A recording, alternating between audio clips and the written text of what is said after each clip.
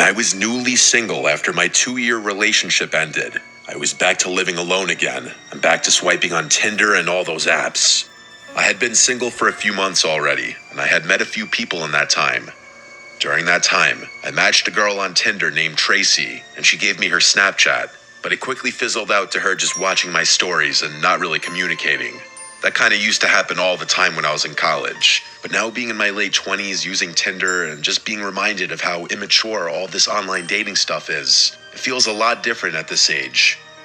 I own a corner townhome in a little community. If you're wondering what I do, I'm an accountant. Good money, but miserably boring. After my ex moved out, I thought I would be ready for the privacy and peace and quiet, but I'd say after the first month, the novelty of that wore off. Maybe I'm more of a relationship person, or I just need people around, but being alone was getting to me. That's why I was constantly swiping on dating apps and trying to go on dates, just to get out of the house. This was last December. I posted something on my Snap story that had to do with Christmas, and guess who commented on my story? It was that Tracy girl who I hadn't spoken to in weeks. She struck up a conversation about us doing some Christmas-themed stuff together, and from there, we started chatting for a bit. I suggested the most festive things I could think of. Ice skating, going to the village, and looking at the decorations, but she suggested we decorate my Christmas tree. Firstly, I did have a fake tree, but it was up in the attic. So I told her I didn't have it up yet because it's kind of a 2-person job getting it out of the attic. She said she'd gladly come over and help. So I figured why not. I told her to come over around 9 that night. It was already dark at that point when we made the plan. It was likely like 7:30 because I remember hurriedly grabbing my keys and rushing to drive to the liquor store to buy a couple bottles of wine. When I got back to the house, I vacuumed and swept the floors. Ever since my breakup, the things my girlfriend would do to clean the place were left to me, and I realized how quickly a place can get dirty. 9 p.m. rolled around, and I was low-key sitting upright on the couch with the TV on, pretending like I was just chilling in the living room watching a movie already. Meanwhile, I had set everything up to be cozy and relaxing. But I sat there for a while, waiting on her to message me or for the doorbell. I sent a follow-up saying, "Let me know when you're on your way," and I eventually started to think she was flaking, until finally, around 9:30, when she said she's outside. She came inside, and I was shocked to find that I was looking up at her. She was a couple inches taller than me. I'm 5'10", so she had to be at least 6 feet tall. I also immediately picked up on the fact that she smelled like she was drenched in perfume. We went straight to the couch and sat down, and she sat really, really close to me, like our legs were touching. This is where I started to get confused in how exactly I was feeling. She looked a bit older, maybe a little rougher, I'm not sure how to explain it. And underneath that overpowering smell of cheap-smelling perfume, I couldn't help but feel like there was a slight hint of body odor, which completely turned me off. I asked her if she wanted wine, and she said yes please. So I went and poured a couple glasses as we talked. Have you ever met someone for the first time that you've been texting or DMing for a while, and when you finally meet, they just end up being nothing like you pictured in your head? That was pretty much this. Something about her felt off, like she lacked certain social cues. I handed her a glass of Merlot, and we cheers each other. I shit you not, she almost immediately spilled a huge drop of red wine on my light blue couch. I composed myself, but I wanted to scream. I said it's okay, as I ran to the kitchen to get a damp paper towel and sponge. I ran back to the couch and blotted it as quickly as I could before it would settle. She kept apologizing, and I kept saying it was okay. After this, it got a little more tense, and to break the tension, I suggested I get the tree out of the attic. So I went up to the attic, slid over the giant box with all the tree parts in it, and started handing her down the pieces one by one, each piece getting bigger until we got to the biggest part, the part that I wouldn't be able to handle going down the ladder on my own. She grabbed it with ease. I had to remember this girl's size. Once everything was handed down, I went back down and we assembled the tree in the living room with Christmas music playing. I poured her more wine and I drank more myself. I loosened up a bit more.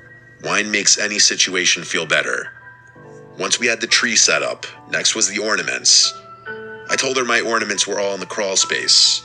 These ornaments were all from my childhood. My parents gave me bins and bins of Christmas decorations. So I went down to the crawl space and one by one started taking out the bins while I left Tracy in the living room to relax. As I was doing all of this, I started feeling woozy, like the wine was getting to my head. I've never been a heavy drinker, so I do have a low tolerance, but I felt like I hadn't drank that much to feel this way. I grabbed the first bin and started lugging it up the stairs. By the time I got to the top, Tracy wasn't anywhere in sight. I assumed she was in the bathroom at first and called her name. I looked around each room and then saw that the bathroom was empty. I scratched my head in confusion as I kept calling her name. I went to message her on Snap, but she never opened the Snap. I checked the 2 bedrooms too, but she was gone. I couldn't believe this. She snuck out on me. This was when I started wondering if she thought I was ugly or weird or something, even though truthfully, I wasn't even really into her either. I crashed onto the couch, which suddenly felt a lot more comfortable than before, and honestly, as far as I remember, I periodically checked my phone to see if she opened my Snap and just watched whatever was on TV, until my memory just faded to black. I swear, everything just went black. And then I woke up in darkness. No lights, no TV on. I looked around in the dark room, and I knew I was hearing things. I felt like I was still on the couch, and I felt weak. My limbs were hard to move, but I managed to find my phone right under me within seconds, and I checked the time. The second the phone screen lit up, I saw it. Even though the light was facing toward me, that glow from my phone screen with the brightness all the way up revealed the outline of a tall person's silhouette standing in front of me. For some reason, I didn't scream. I just put the phone down, bringing the room back to darkness. I finally opened my mouth to say, "Tracy," hoping it was her, but still not in that moment remembering what had happened earlier. Whoever was standing there didn't answer me. I eventually picked my phone back up and turned on the flashlight, and I saw that it was in fact Tracy standing in front of me. She wasn't moving. She was just looking down at me. I felt locked to the couch. I don't know if it was because of pure fear or the effects of whatever she had obviously laced me with. I genuinely was having a hard time moving my limbs. I felt weak and helpless. All I could manage to say was "Tracy" a couple more times. She turned towards the stairs, and again, I swear, she sprinted toward them, and all I heard were the disturbingly loud stomps of her running down the stairs. I heard something slam from downstairs. Looking back, I'd imagine it was the front door. Everything looked and sounded so wonky in those minutes after I woke up. Each passing minute, I felt more and more clear-headed, and moving became easier. I checked Snapchat to see that her account was gone, aka she blocked me. I looked out the front window and saw no cars outside besides my own and the neighbors'. And then I realized I never saw the vehicle that she arrived in, or if she even arrived in one. I checked my entire home from top to bottom, checking for anything that could have been stolen. The only items I found missing seemed kind of bizarre at first, but honestly made so much sense soon after. Every last bottle of pills from my house was gone. All my vitamins and supplements, my bottles of Adderall, and even the bottle of Oxy that I had prescribed but never fully used after a surgery, those were in the drawer next to my bed. I noticed a bottle of vodka was taken from my mini fridge in my room too. But other than that, I didn't see anything else that could have been stolen.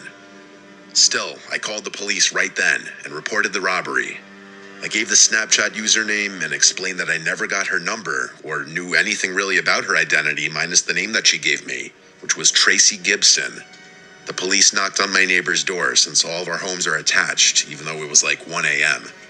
With me standing next to them, they questioned if he'd seen or heard anything strange, to which he said no, he'd been asleep. After about 20 minutes, the police left. I made sure all of my keys were still in place so as to make sure she couldn't get back in.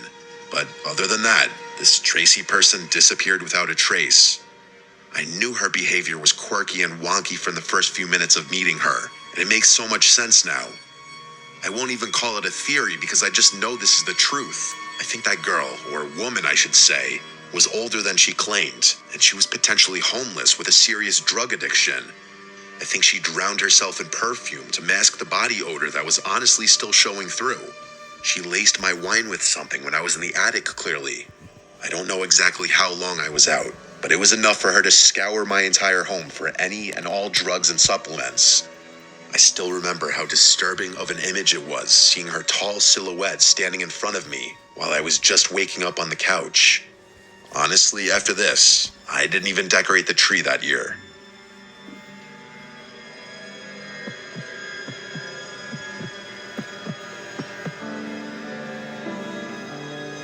This happened on Christmas Eve back in '97 when I was 7 years old. Since we're Jewish, we don't celebrate Christmas, so Christmas Eve was just like any other night for us. Our dad is a doctor, and since he's Jewish, he always works on call at the hospital during the Christmas holidays, so he wasn't home tonight. That just left my little sister and I by ourselves for the evening while our dad worked. Technically, our mom was home, but to be blunt, she was an alcoholic. Back then, being a 7-year-old, I had no idea what alcoholism was. All I knew was that my mom was always passed out once it got dark and near impossible to wake up. Sorry if it sounds harsh or TMI, but it's relevant to my story. My sister and I were downstairs watching TV when we heard a knock at the door. Being the oldest, I went to see who it was. Our door had glass panes built into it, which made it easy to see who was on the other side. There was a man standing outside in a Santa suit holding a bag, and when he saw me, he smiled and waved at me to come to the door. I went near the door but did not open it, and I thought it was odd that someone dressed like Santa would come to our house out of anyone's house in the neighborhood. He said, "Hey kid, it's me Santa. Let me in, I'll give you your presents." I remember point blank telling him that Santa isn't real, and that if he was, he doesn't give Jews presents anyway. That's when he said, "Of course I'm real. In the past, I only used to visit Christian homes, but lately, I felt bad that Jewish kids never get any presents. So this year, I changed the rules so that you can get presents too." But I didn't buy it, and instead, I remember getting mad at him, arguing that Jews get presents, we just get them during Hanukkah and not on Christmas. The smile fell from his face, and all his jolly charm disappeared as he began demanding I open the door. I told my sister to dial 911, and the guy seemed to run away. We did call the cops. However, unfortunately, the operator didn't understand what we were saying. Looking back, I think she may have thought we were just little kids excited that Santa Claus was coming to our house. Regardless, she didn't take us seriously, and instead just told us that this number was to be used for emergencies only before disconnecting the call. My sister and I now got really scared because we didn't know who else to call.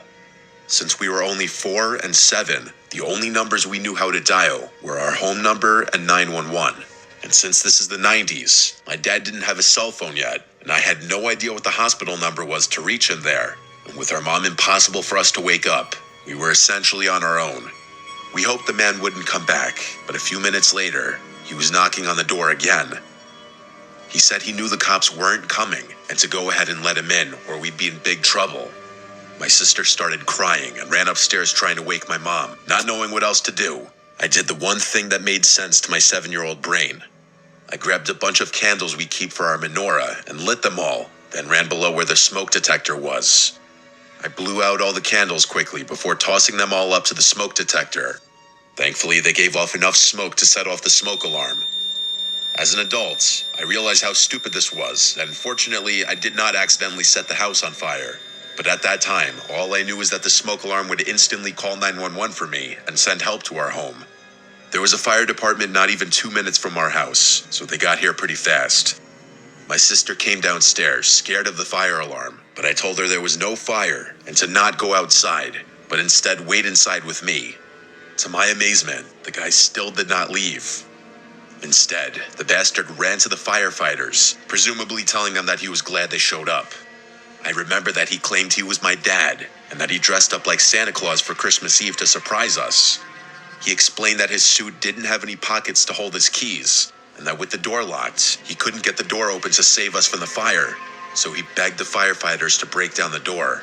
And surprisingly, the firefighters seemed to believe him.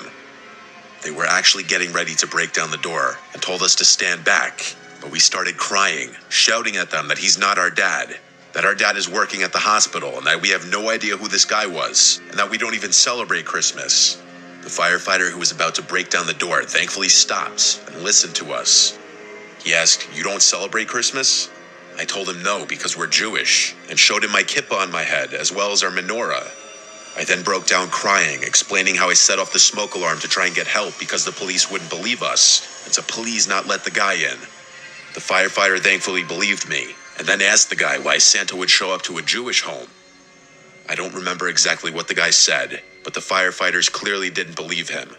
Two of them wrestled the guy to the ground while the other called the police to come by. They also asked what hospital my dad worked at so they could let him know what was going on. The police arrived and arrested the guy, while another officer stayed with us until my dad came home and explained the situation to him. My dad was furious with our mom for being wasted and essentially sleeping through the whole thing, but mostly he was grateful that we were okay. As far as Christmases go, I was glad to have our usual boring and quiet Christmas the following year. To this day, I think being Jewish saved my sister and I's lives, because had we opened that door to let Santa in, there's a good chance that would have been our final Christmas.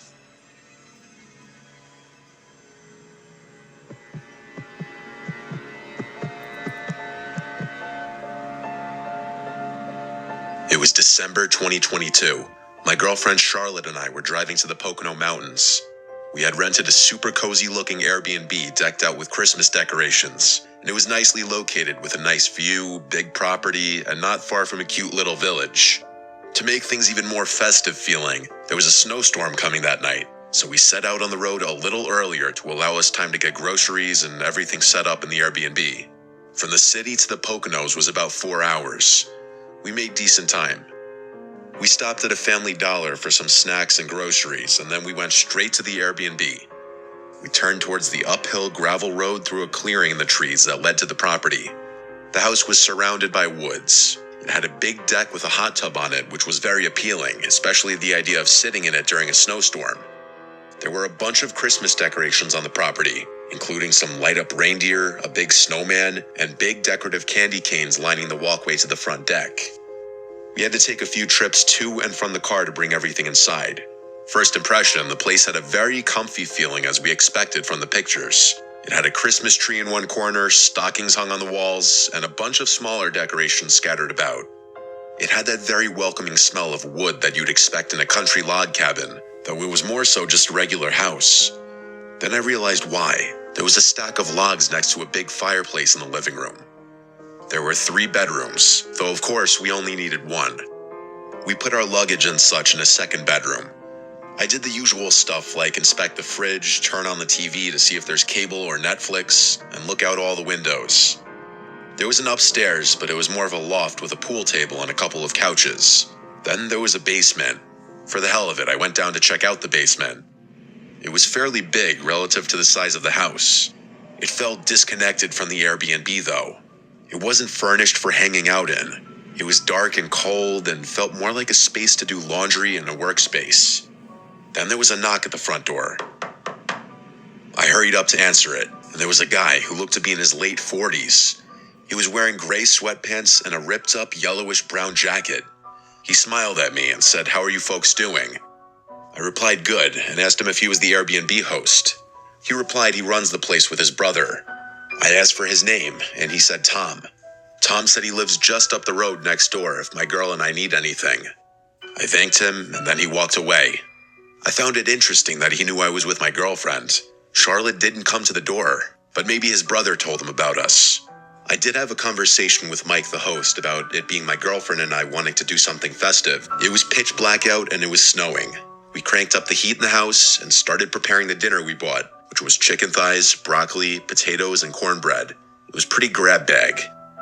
We ate on the couch with the Christmas tree lights on in the corner, giving the room a nice comfy glow as we watched the Polar Express.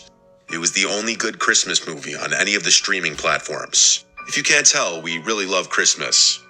After the movie, and when we felt we had digested enough, we went outside to the deck to hop in the hot tub. I turned on all the decorations and Christmas lights in the front yard, and as we sat in the hot tub watching the snowfall, it felt like bliss, until the bubbles on the hot tub stopped, and it went silent. We heard unmistakable footsteps from somewhere on the property. Charlotte and I looked at one another. I asked her if I should shout who's there, but she said no. The footsteps moved further and further until they were no longer audible. I told Charlotte it was probably a deer, but deep down, I knew those were the footsteps of a person. After the hot tub, we went to take a shower before bed. The hot water in the shower didn't last for more than maybe 2 minutes, though. Something was wrong. When the water turned ice cold, we screamed and jumped out of the shower. I messaged Mike, the host, about it. He responded within half an hour saying that's odd and that he'll have a guy come and look at the hot water heater tomorrow. We went to sleep after our half shower. In the middle of the night, though, we awoke to very aggressive bangs on the front door of the house. Charlotte was shaking me, terrified. I said I'm gonna check who it is, but she demanded I stay in the bed and don't make a sound. Honestly, I was glad she said that. No part of me wanted to know who was at the door in the middle of the night. I think there were 3 sets of really loud and angry sounding bangs before they stopped. We sat upright for a few minutes in silence, whispering to each other. I went over to lock the bedroom door for added security, I guess. Minutes dragged along, but ultimately, after about half an hour of sitting wide awake, we eventually drifted back off to sleep. First thing in the morning, I messaged Mike again about the knocks at the door. He answered more quickly this time, seeming pretty confused like us. He basically said how strange that is.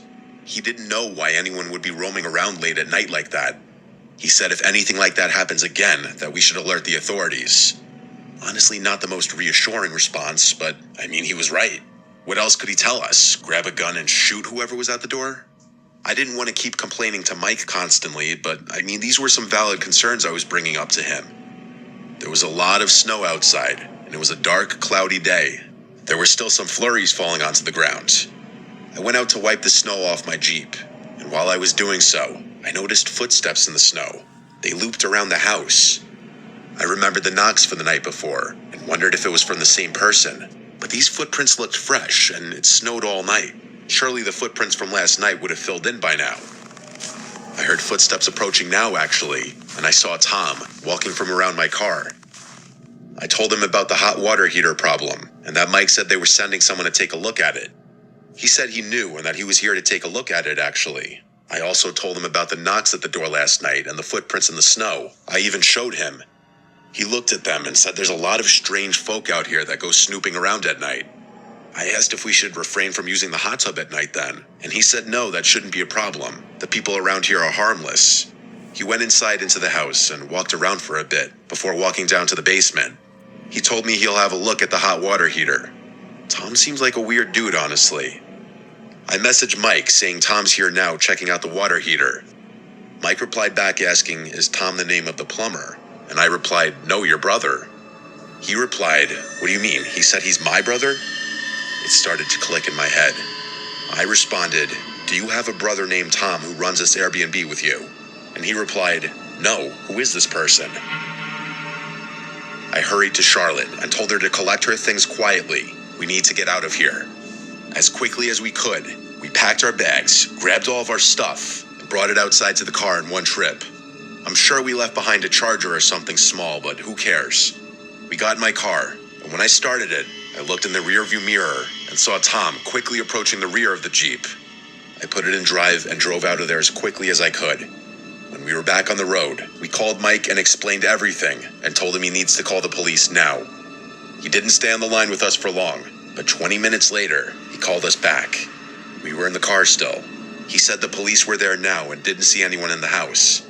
Mike was on his way to the house as well, but he was mostly calling to get more details from us. We drove around the area and explored just as a way to calm our nerves after what just happened. After a few hours, we drove home. Mike messaged me later that night updating me and apologizing for everything. He said he didn't know anyone who resembled my description of Tom. What disturbs me is that man was watching us the entire time, from the moment we arrived to when we were in the hot tub, and he was probably the one banging on the front door in the middle of the night. Who knows what his intentions were? It's a good thing we left when we did, though.